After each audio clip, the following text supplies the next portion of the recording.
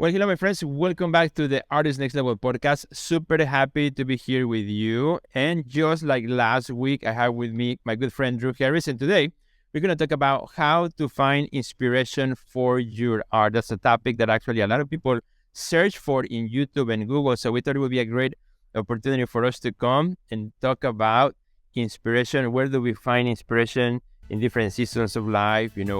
What do we do when we have no inspiration and we still need to go do the work? So I think it's going to be a great chat and it's going to be fabulous. Resources, inspiring interviews, business practices, and practical advice to take your art career to the next level. Join Sergio Gomez in today's Artist Next Level and get ready to take control of your career.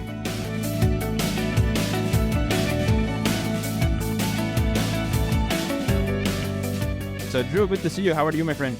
Yeah, good. Good to see you too. You got your Batman hat on. I got my White Sox hat on. Exactly. Well, for our friends who missed last episode, you gotta go back and check that out in the podcast because we talk about the hats we wear, and we were talking about literally hats. We talk about this Batman hat and your hat collection, and then we talk about the different roles of the artist. It was a really fun conversation. So I'm like, I had to wear a hat again. Yeah. Well, do you remember the day we picked this hat up? I had to stop on the side of the road. I said, "Hey, there's the hat I want."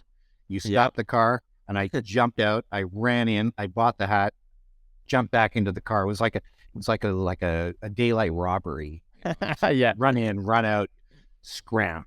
Yeah, because I was waiting in the car. Like, why is he taking him so long? But I think that there was a story. Like you told me, like the guy had like too many hat options or something like that. It was a hat store. And I was like in my element. I thought, well, there you go. I couldn't choose. So, but I had to come away, and considering it was right across from the stadium where the White Sox stadium. So I thought, well, it's got to be a White Sox hat. Yeah, and you know what? There you go. I drive by it every time I go to the gallery, and I have never been to that shop. Now I'm curious. I got to go and get me my own hat. You must. It's a great shop. Absolutely. And Drew, I'm super happy to chat today about inspiration. And I think that's something that you and we talk a lot behind the scenes. We don't call it perhaps inspiration on a conscious level, but we're always talking about what's happening, behind the scenes in your life, in my life, in our studio, outside of the studio. There are a lot of similarities between you and me that sometimes we wake up with these crazy ideas and then we just go for it. And like, what was I thinking? Where did that come from? There's a lot of things on that, and also often we have talked about the struggles of the artist, like walking in the studio and like, man, I just don't know what to do. Man, I just don't feel it today. Creative block. Yeah. Yeah. So I think we can pull from those conversations and share with our friends, because I think this idea of inspiration, finding what to do, what to work on when it comes to your art, is something that it takes a while to get a handle on, and particularly for emerging artists, who may be watching today or listening to the podcast, those stages in which everything feels dry, like you're walking through the desert, create in a creative way, And how did you go through those valleys? That's quite okay. I mean, we should allow ourselves to do that. But there are little things that you can do. You can think back on your influences, or you could just keep doing it. Every day, do something small. And that takes you, sort of walks you through your studio, and something will come eventually. Yeah, absolutely. And so let me ask you this question. Maybe we'll start from there. Do you believe that inspiration is a requirement for the artist? Yeah, well, that's a very good question. Change your trouble, no, like baseball. I don't recall who quoted it, but they said, inspiration is for amateurs. That was so close. Yeah, that's right. Yeah. So, not entirely sure what that meant, but I think it was just the fact that you do it, you get out and you do it, you just keep doing it. Influence or inspiration comes, but it's not all inspiration. You have to act on it. What was the question again? You want to Did tell you- me that again? Yeah, do you believe inspiration is a requirement for the artist for art Right. making? Well, I think so. I think in many ways, you know this and I know this. You have to be inspired in what you're doing, and to keep you doing what you do every day. If I'm working on a set of paintings, and eventually a set or a series of paintings will sort of peter out at some point. Your influence or your inspiration for doing it, you start to lose it. Other things come in, other, studio issues and inspiration from other sources comes in. And that focus that you had at one point, it just, it starts to wane and you move on, you move through it. But I think you have to be inspired, definitely. Yeah, You can't stand it. Otherwise, we're just painting widgets. We're just like a production line, and you don't want to be Right. there. That's probably the worst place to be. Exactly. No, I do believe that too. And sometimes I think of the role of inspiration in a as we also move into contemporary practices where we're using assistants, for example, who I have the idea, but they do all the painting, right? For some of the artists that are out there who they become like studio managers in a way, but somebody else is doing the work, right?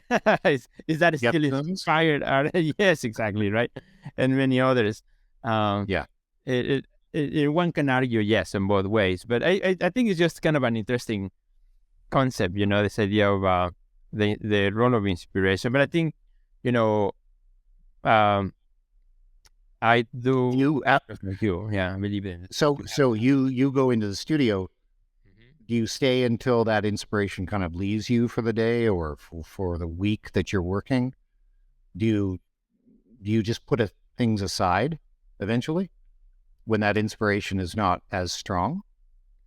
Yeah, I think the way I see it is like in my case, when inspiration is not there, then commitment has to has to stand up in place and say, yeah, I might not be today feel so inspired, but my commitment to my art requires me to do some work. It could be that day that I just clean up or that I'm just looking at books, to get ideas. So that's just discipline.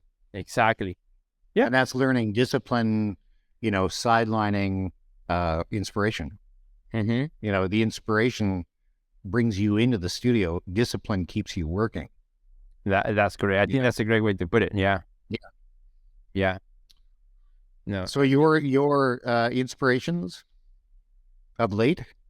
What's your inspirations? What is inspiring me right now? Well, this is actually a great question. My studio is over there, and you've been here in my home in Chicago, and so my studio is right there. I can see it. And this morning, great little studio. Yeah, I was working in right there. And so on one wall, I have like maybe 20 sheets of paper, about 20 by 24, all like taped up in the wall, like if it was like one giant painting. And right now what I'm doing is I'm kind of working like energy-wise, like dropping paint and letting things happen in a more intuitive way. That's the season where I am in right now. Because, some of more of the back-end story about some changes in my life right now and things. So yes. So right now I feel kind of a little bit in the balance, of those changes. So I feel that this kind of intuitive work with no deadline, no objective is helping me to keep things going. Is that inspiration or is that just commitment? I think it's a little bit of both. The commitment makes me walk in there and dab in the paint, but then I look at one of those panels and I start to get inspired by what I see. Of course. Yeah. So and then that inspiration it's a seed. That's a seed of inspiration. And then that will fill, the body of work. Exactly. Eventually. Yeah. Because what I'm wanting to do with this is at some point I'll take them all down and then they will become individual pieces in which I can work on one at a time and then be inspired by what I see in the surface, That's true. Yeah, I have, like in my case, in my studio, I've got two older paintings sitting here, which I'm considering repainting, which is not a problem. I have never have a problem with painting over work. If I just know that the inspiration wasn't there initially in the first paintings, they can be always painted over. And it's my work. I can do whatever I want with it. But I've had them sitting for 2 weeks now against the wall, and they're pretty dominant. They're 6 feet by 6 feet each, so there's 2 of them. So it's a 12-foot piece that's sitting there. Wow! And I look at it every day, waiting for perhaps that inspiration. Yeah. And I know it will come. Eventually, it will come. If I pass that painting, as many times as I do during the day, eventually it does. Do you turn the paintings around to see, of course, if they something triggers something by looking at a different direction? Yeah, and we have stuff in our studios, right? That's a distraction. So I have this center table, and it's hidden by the table. It's like against the far wall. So today I woke up this morning and I thought, maybe I'll just remove the table just for now, so I can see these paintings, full on. They're right there, and if I, have that inspiration, I'm not sort of crowding in behind a table to paint. Yeah, I can immediately go for it. So. Right. No, that's very cool. And today you posted a picture on Instagram, which I was looking at it. Then I pinched in, to zoom in, and I saw that in one table by the window you had like a whole number of little mechanical dolls. Yeah, the wooden dolls like you use for drawing. And I was with my daughter and like, hey, Naya, take a look at what Drew has on his table. And she's like, oh my God, that is so cool. I bet he was playing with them today. No. See, that's an old photo, mind you. But it's a good point. These are the kinds of things that create inspiration. Yeah. And I think it was I was given a box of those little mannequins. When a college closed down or a program closed down, I can't recall. Maybe that was 5 years ago, and I've had them in a box since. And I keep, pulling them out and thinking there's got to be something I can do with that. With these very simple things, we'll eventually make something. Yeah. Well, they were fun. It's kind of like the element of play, being playful in the studio. It's okay, and well, this is it, and again, we're talking about our influences today, right? I've always seen myself as a wannabe installation artist. Okay. I love installation. I like creating stories with found objects, that kind of thing. I don't do a lot of it, but I'm hoping to move in that direction. But back in the probably 1979. Yeah. I went to visit an artist named Victor Tinkle. You just reminded me of this. And the guy's name is just crazy to begin with. But he had a place outside Toronto. And he would pay his kids, when they would get off the bus at the end of the road, this is a rural area, he would give them, at the time, I think it was 5 cents per pop can that they would collect on their way home. And then he would take the pop cans and cut them up. And he created this thing called the Parade Series. And it was little people out of the pop cans. And in his studio, there must have been 5,000 of them. Wow. All along the floor. And it was called the Parade Series. And I thought, that's amazing. Just taking something that was trash and making it into sort of a full story. Yeah. So this is why I continually think about that influence when I pull out things like the mannequins. And that stays with me. Yeah, because I think influence drives us to inspiration, right? Of course. Points us towards inspiration. And I'm sure like in different seasons in life, there's different things that have inspired you and have inspired me. And, for the friends who have been following me and following you for a while, they kind of know like when our stories converge a couple years ago. And, for me, like you were an inspiration before I knew you, through your paintings. So your paintings inspired me at a season in life when I was at school. Thank you. And I wanted to be an artist, and I wanted to also continue with my love for design. And I found it was an interesting era because I don't think I maybe told you this, but like that was back in early 90s.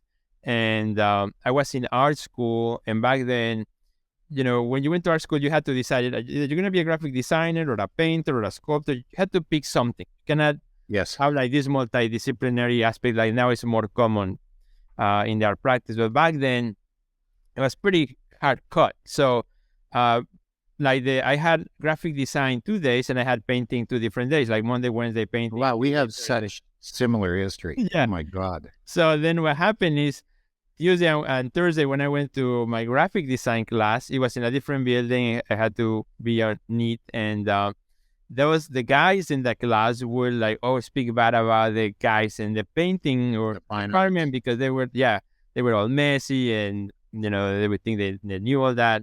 They were lazy. I mean, we had like all this stuff. So then Monday, Wednesday, I would hear the other side of the story because the painters, would complain about the graphic designer. So I was myself in that kind of like bouncing back and forth, and it was kind of it was a rough year for me.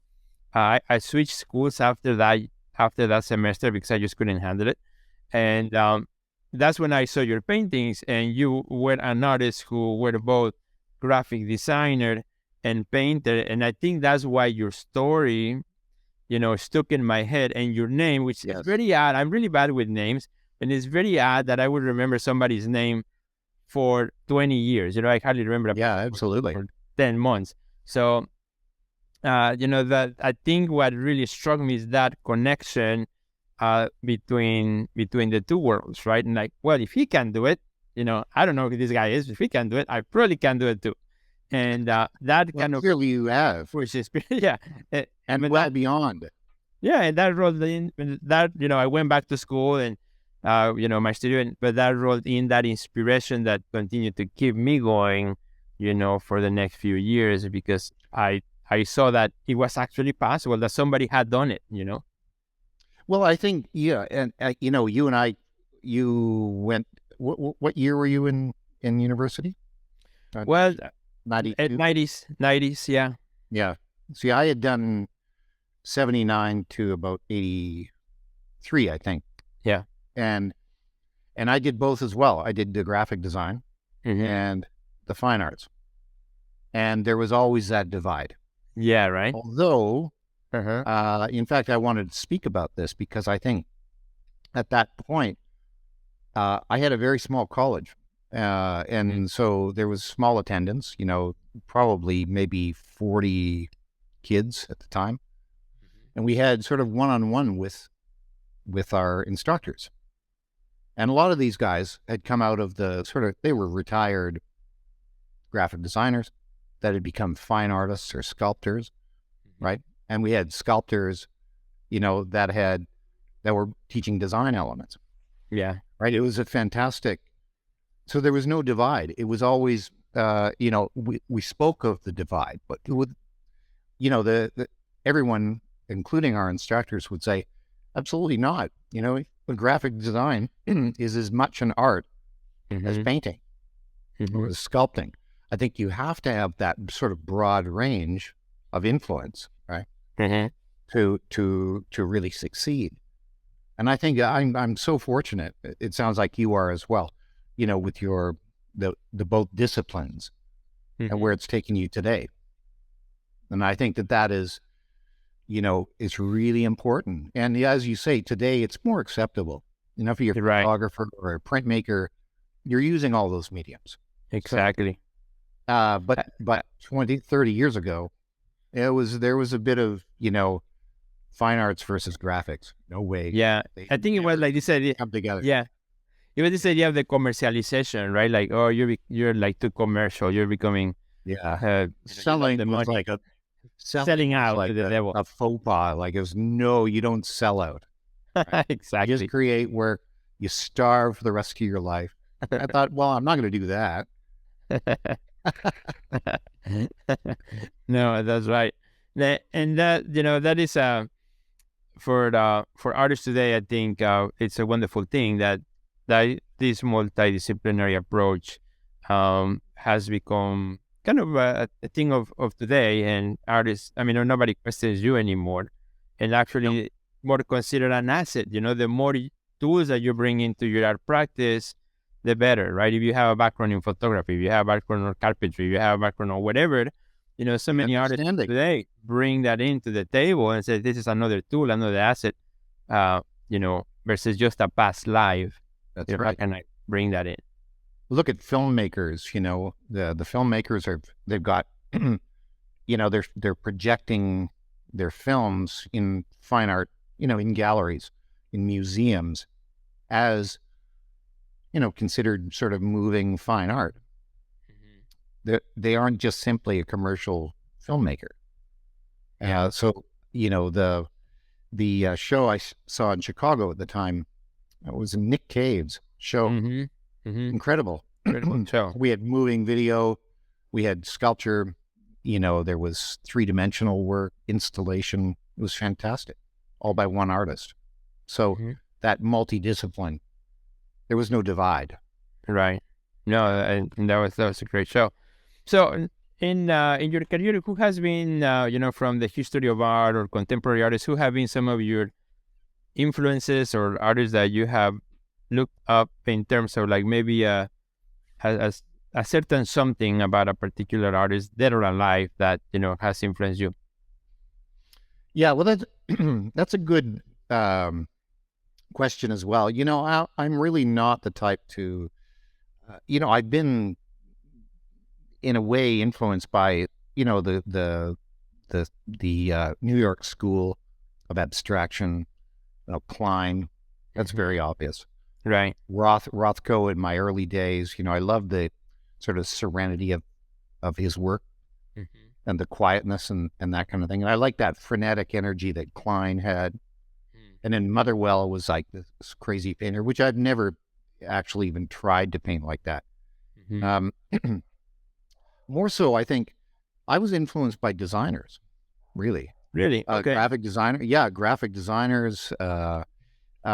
type designers. I saw it as how I could use it in the fine arts.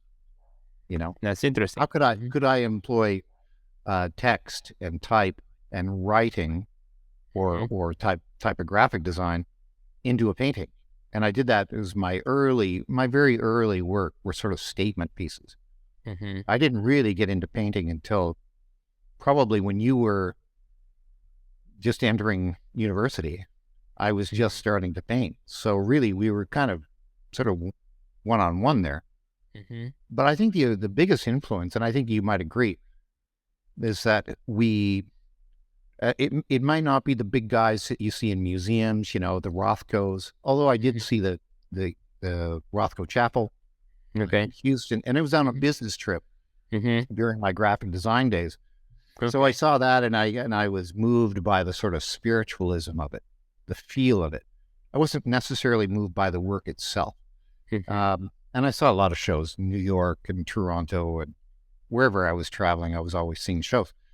But I think the biggest influence was the one-on-one when I was a student, being invited to an artist studio. And there might be 6 or 8 of us, students, and we're kind of dragging our butts into these, one-on-one sessions with these artists. And, you kind of go like, do I have to go? Yeah. And then, by the time it was finished, they were having to remove us from the studio because we were so enthusiastic. Wow. And I think that, I went to one was John Boyle, Canadian painter.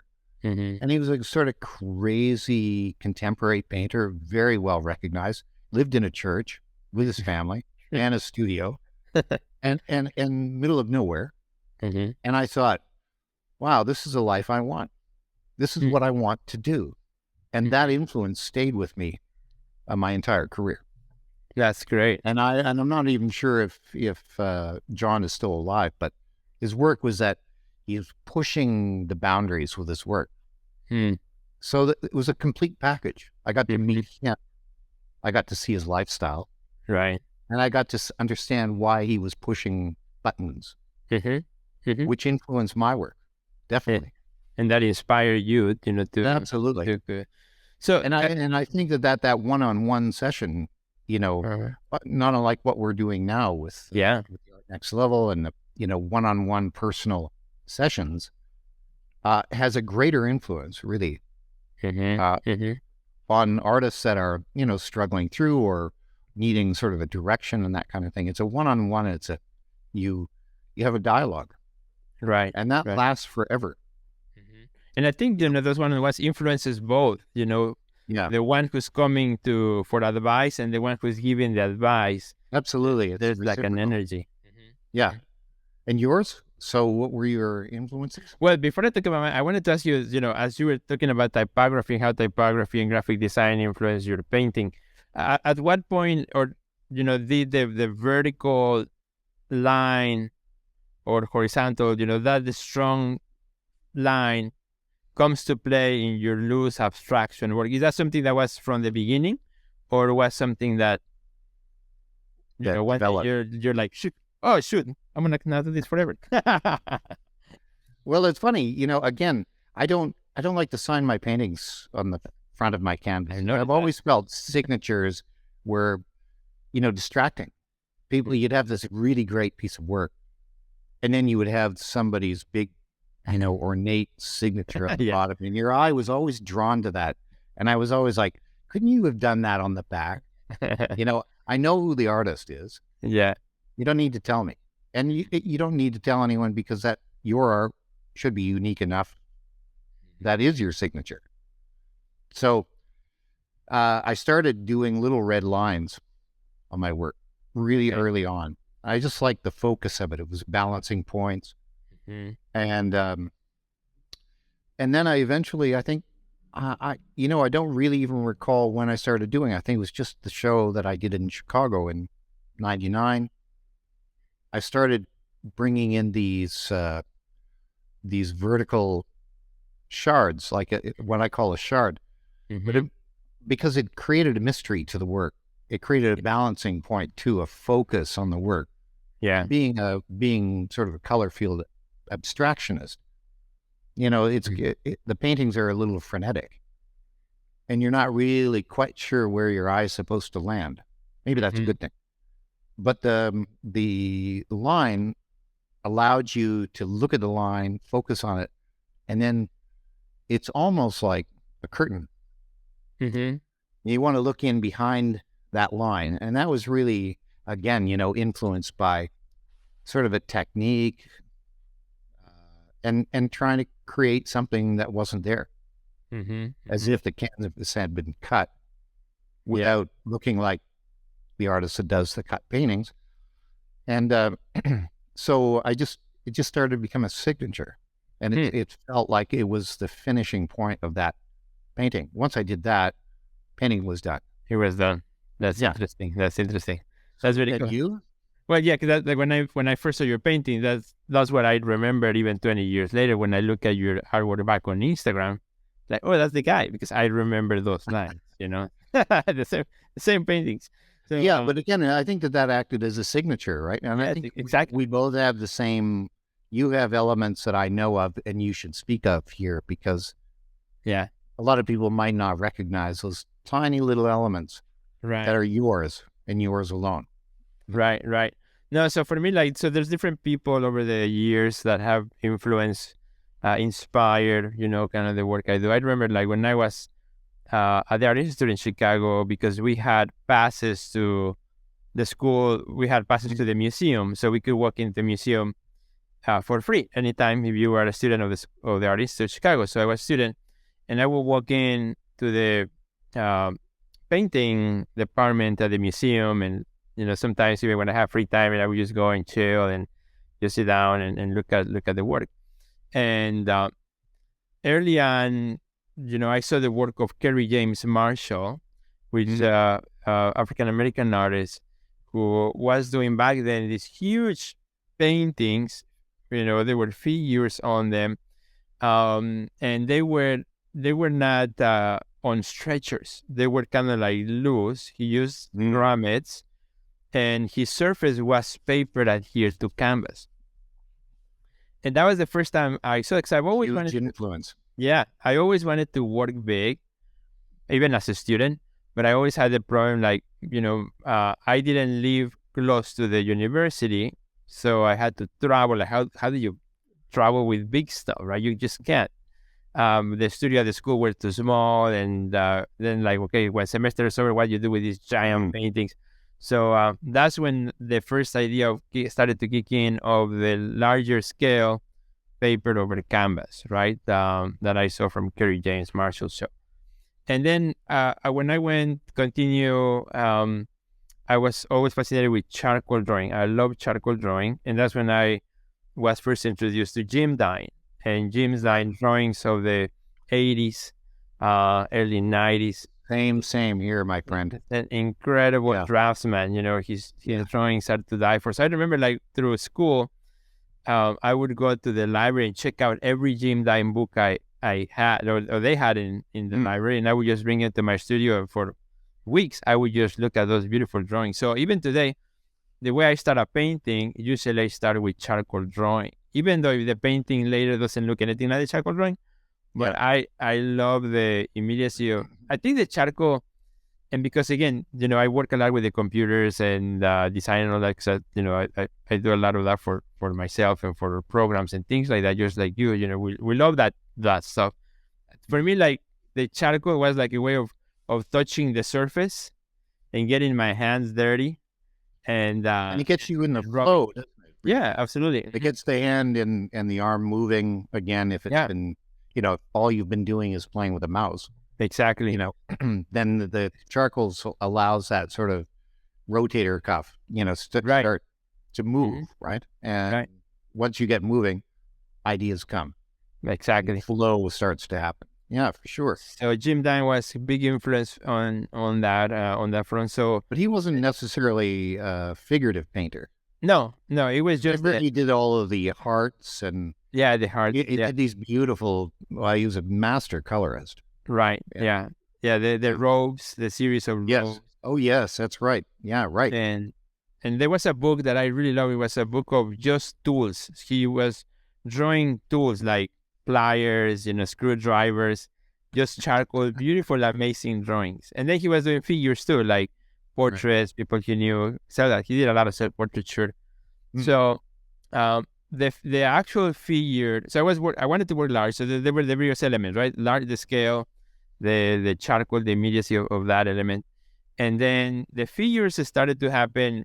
I guess I've always been attracted to figure, figure, symbolism. And that influence, though, I think is a really important part of this story as well. Yeah. Tell us why.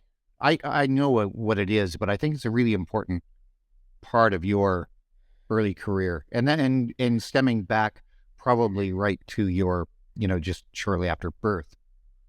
Yeah. It is. The figure, I think, comes back even from my days in Mexico. Looking at the muralist painters, Diego Rivera. This whole history of figurative work, and being that everywhere. I think that something that just stayed with me. It was kind of a way to look back at identity. Some of my earliest works here in the United States were about identity. Like, who am I? What am I doing here? So some of my really, really early work, it has like Aztec symbols, stuff like that. Because as an immigrant, you kind of go through those phases where you, of course, you dream about the past, right? So, but then we never leave our home. We never leave our actual, birthplace. Right. Exactly. We take it with us, and we try to keep a part of it. It's important, And I think being an expat, I know that. Yeah. My identity is different now because I'm still Canadian, but I live in another, right. Essentially on the other side of the planet. Exactly. So, but your influences came from something else. So that was, it's like a mixture of things, right? So that, then also the spiritual aspect of things was super important for me. And so that's when the figure, it was not about making somebody's portrait or how they look like, but to me it was about how it felt like, the presence And so I always question, like, how do I paint presence? That feeling, like, let's say I meet you in person, there's a certain presence that is felt that when you're gone, after the meeting, you there's can an energy there. remember that. Exactly. So yeah, absolutely. and that, I think that's where my figure started to become more universal, more like silhouettes, halos or whatever you want to call them, more loose. Yeah, because of that. I wanted to really explore That keeps you, I think that kept you connected back to your homeland of Mexico, to your family, to your father and mother, of course, right? And that whole, I think maybe there was a sense of, you needed that spiritualism to keep you sort of grounded in otherwise, a completely foreign land. You went from Mexico to Chicago. Right. It was, wow, two different worlds. So, exactly. Any way that keeps us sort of spiritually sort of connected, I think. And that can be in a number of ways, but I think that figure probably held, quite a lot of importance to you, because those figures perhaps were even people that you knew or from those days in Mexico, if I could be so presumptuous. Well, they were actually never anybody in particular. The first ones were me, because I didn't have any model. So all my paintings, they're life size, because this is what I would do in the studio at school. After everybody left, I would stay at the end, so they wouldn't make fun of me. And I would like pose and just trace myself with the charcoal on around, and I would trace the figure. Like, there you go, and I got a figure, and it's life size. So then I would put myself in different poses. The biggest painting I did at Last Supper, full size, like 17 feet wide. And I posed for every figure, from the Christ at the center to all the disciples all around, I actually posed. And That's so funny. I wish we had TikTok back then. That would have been a good one. But wouldn't it? Yeah. Yeah. What were we doing? We were using cameras then, to take shots. Exactly. And then tracing our shadows. Right. Well, I think that those influences and they last with you forever, and I don't see you stopping, you're still work on the figure. Right. And that's still a big, important thing to you. Probably the most important element, really. Yeah. I feel that, and for a season, I removed the figure for a while. I think it was last year. And I told you, after I'm done, I need to go back to the figures. I feel like I'm dry. Drawing you back in. Yeah, exactly. Yeah. It's so true. It's like your line. Yeah. Well, it's funny because I tried as well, maybe 2 years ago, to try to eliminate the line, because I felt like people were focusing on that rather than the work itself and my applications. Other elements. And that line, I intentionally tried to eliminate, and it was uncomfortable. It was like handing away your identity. Right. Yeah. And it kept gnawing at me. So every painting I did, and for the Chicago show, the recent Chicago show, that line came back into it again. Yeah. Because it's a comfort level for me. Yeah. Yeah. And I think, we have to keep those things that keep us comfortable, recognize signatures. And it's part of our language, Yeah, sure. It's part of our visual language. So that we have been creating over time, that, it's you, it's your voice, your tone of voice. And this, if I may add, this is something interesting, because we were talking about, we mentioned earlier about the one-on-one sessions. Now, this is often what is brought to me, and I think to you as well, when we have people, sign up for the 1 hour or 2 hour sessions, whichever. They come with a thing saying, well, I do this, but I want to move. I want to move out of that. And sometimes it's us to say, wait a minute. I think what you've got here is you've got a very strong element that is uniquely you, right? Right. So can you move in a new direction? as you wish, but retain the most important aspects.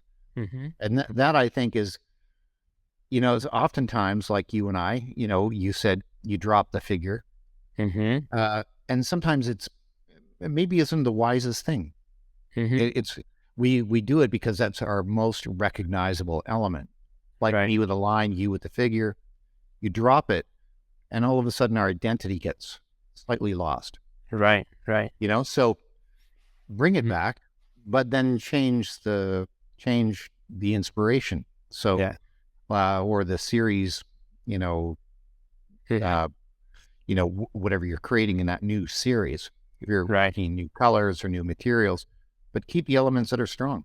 Yeah, no, I totally agree. And, glad that you brought in the one-on-ones, because something that comes often in those conversations, working with another artist, a lot of times because we are working in the studio, one of the comments, for example, the artist says, you know what, Sergio, I feel like all over the place, I look at my work, it's all over the place. But then when I look at it, because I'm not the artist, I'm like, well, there are actually, I see a lot of things that are in common, there are certain similarities, but maybe you see it totally different because you're looking at it every day, that, you kind of have blurred some of those figures or lines or whatever, things that bring things together. And it's so helpful to bring those in conversation with somebody else that can help you look at your work objectively, look at your work in a different way, look at your work, with really another point of view. Yeah, exactly. That sometimes it's already there, but you just don't see it. Yeah. Well, these strengths and weaknesses. Well, we know, you and I know in our long careers what our strengths are. And, we have to, but we're also creative. We want to move ahead. We want to move, sometimes we get bored or tired of doing the same thing. So we want to move something ahead. But it's crucial not to lose that one fingerprint that is yours. We've taken a whole career to develop the figure, for example, in how you create the figure. That's uniquely you. My little line, that's a signature. The bars in my work, that's a signature. We have to maintain those, I think. I can spot us, Sergio Gomez painting anywhere now. Now that I know your work, and there's certain little elements in there that repeating, because they're important. They're important. Right. And I think most people would with my work as well. Although I have gone, I've tried to push it so that there's no bars, there's no vertical lines, there isn't anything that's recognizably me. And I'm never 100% satisfied.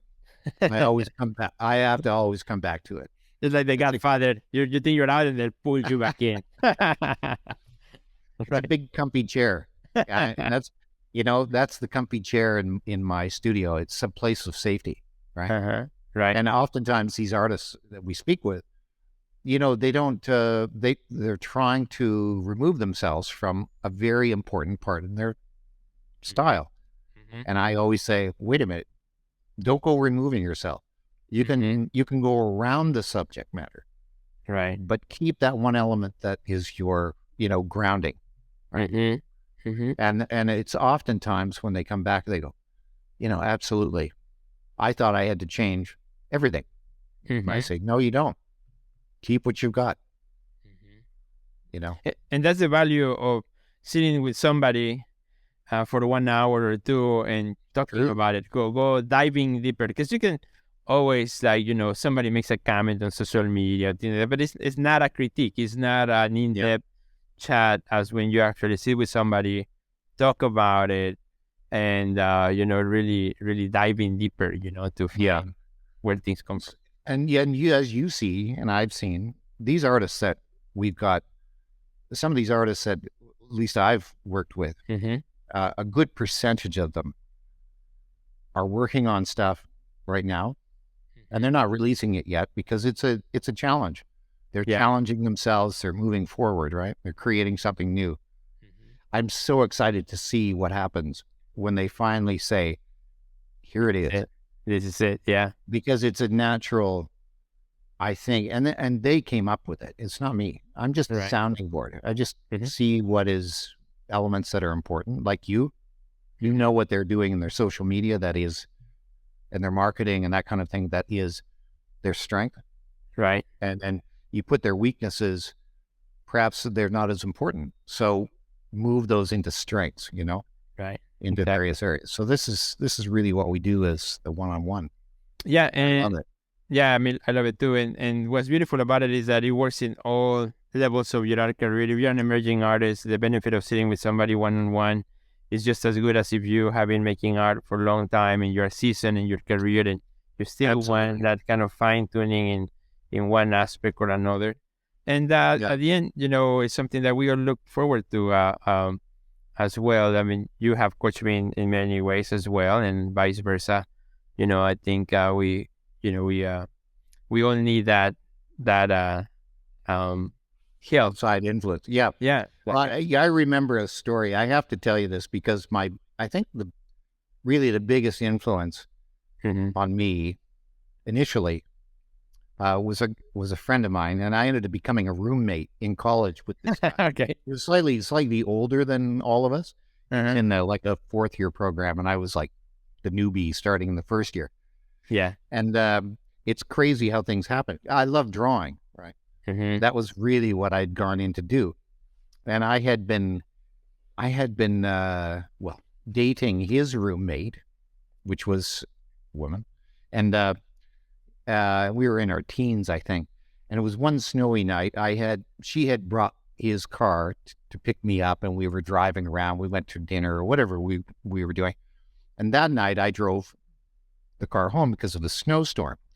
I ended up taking this fella's keys for his car home with me that night, Okay. which was way across town.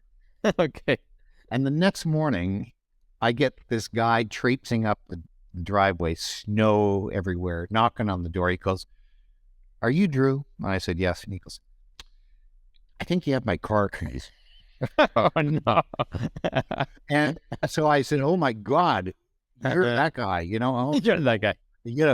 So I went up, I got the keys, and I said, "You must come in, get warm, have some coffee." Yeah. And we immediately became friends. And, and Because you stole he his was, keys. because they stole his keys, and he needed his car back. And I happened to have, just right at the same time, I happened to have these little pen and ink drawings. This is Okay. well before even college. So I might have only been 18, maybe. Wow. I Okay. had been doing these little pen and ink drawings of like landscapes, Yeah. and he saw them and he said, "These are really good. Why don't you go to art college?" Hmm. And I said, "Well, I'd have to go in sort of as a mature student. I've been out of the schooling for a couple of years." And he said, "Hey, just come and see the college." Really? And I did. And I ended up rooming with him for about 2 years Wow. from the college days. And he was my biggest influence. This guy could draw like Michelangelo. He was an Wow. amazing drawer. He never pursued it after college. He didn't really do anything. But anyway, this is the kind of thing that can come along. Yeah. Still to this day, every time I look at a Michelangelo drawing or a Leonardo drawing, I think of that guy. Remind you. That is great. Yeah, and it's all really great thoughts. This So guy was amazing, but it's one of those little early influences that all he did was guide me into taking me one step further, going to college. Why don't you go to college? Go in, yeah. and I did. And in the reverse, um, we're talking about how we have been influenced ourselves, but also sometimes just one word of encouragement that we give to somebody can turn the Do you coin. have any examples? Do you have any examples? Well, to me it was like just like you, it was like in high school where my high school teacher is the one who really turned me into art because I didn't know what I was gonna do after high school because I had come to the United States just 2 years prior as a junior, so Right. I was still learning English. My GPA was like on the floor, I was no college material by any means. because of the language barrier, and just knowing how to apply to school financially, none of that. My parents did not speak English either, so I was the translator, me learning English. So my high school teacher, he saw that, because I took art class in high school, and he saw that I had talent of, I guess, of some sort, and he first sent me to a art camp. So Wow. 1 year, he's like, Sergio, we got a scholarship, sign here. And I signed, and he filled out the paperwork, and he sent me to art camp. So I went to art camp, and it was fun. And then next year, when I became a senior, he asked me, he said, Sergio, so what are you going to do? I said, well, I don't know. He's like, well, have you considered an art career? I said, well, I don't know. Maybe I'm thinking like design or the architecture or something. He's like, why don't you go to community college, take all the classes there, and then you decide what you want to do. And that's really what I did. And that was the best advice I ever got. He didn't send me to a big school. He sent me to a local community college where he knew I wouldn't get lost. As did I. Yeah. And get, discouraged. But that's exactly what I needed. I actually became really great friends with all my college professors and community college, which then they became exhibiting artists in my gallery many years later. Again, I'm surprised at these coincidences. We just keep. I've known you now for 3 years. I talk to you almost every day. We always are chatting about business or art or something, creative. And I didn't know that. And I also, as I mentioned, I went to the college and I had these instructors that, it was just, these guys were all retired business guys, right? They were really not educated in education, as and a number of them ended up traveling across to Asia with me. Oh, wow. Later in life, and doing shows here. I mean, they became colleagues rather than the teacher student divide. Right. Now they were very close friends, and some of them I still keep in contact with. And I think that's a very cool very cool thing for an instructor to see your students, become your colleagues, and absolutely, and then collaborate. And that's all they want. That's what they want, is for you to succeed.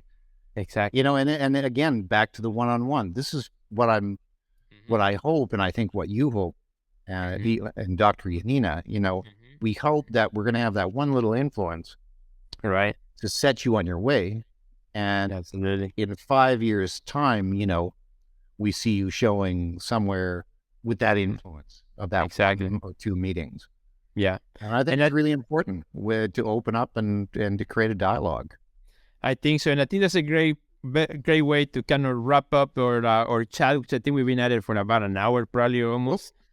Almost, I think. So it's good. That's good. But we need to leave some topics for the future. So that's true. We want to invite our friends, if you would like to line up, schedule a one-on-one mentoring, coaching session with Drew or I or my wife, Dr. Ana Gomez. Drew focuses on all aspects of the creative studio, creative life, organization, productivity in your studio, coming up with ideas, inspiration, everything that we talk about today.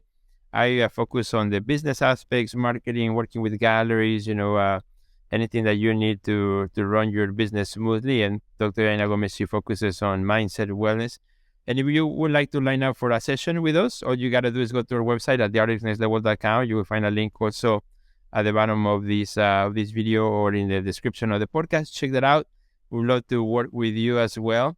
And one quick announcement before we go, which Drew will take part of that. In April, we're going to be doing a challenge inside the Art Next Level on building a body of work. So if you're looking into building a body of work and knowing what to do with it, how to start, how to get it out there into the world, take out our challenge in April. It's going to be good. And Drew will be on that as well. Yeah. It's going to be fun.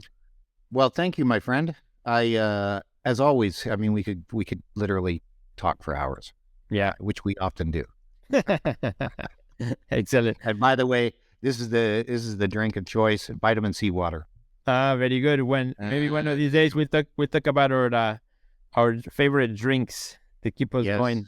We talked about food before, so That could be another topic, but thank you. And, again, this is a great opportunity for you and I to just share some of the things we've done.